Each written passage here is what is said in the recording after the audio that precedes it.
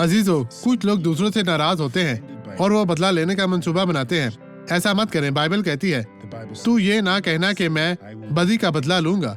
खुदाउंद की आस रख और वो तुझे बचाएगा। अगर किसी ने आपके साथ कुछ गलत किया है और आपको तकलीफ हो रही है, किसी भी तरह से बुराई का बदला ना दे। खुदा का इंतजार करें और इस शख्स के लिए दुआ करते हुए ऐसा करें, वरना वो तबाह हो जाएगा। खुदाउंद की आस रख और वो तुझे बचाएगा।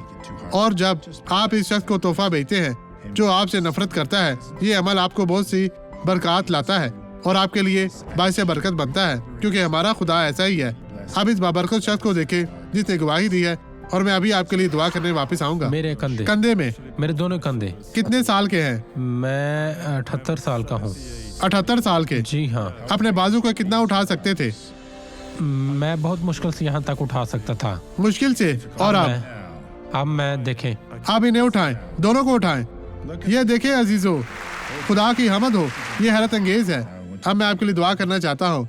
बाप, मैं अपने ईमान में शामिल हूँ।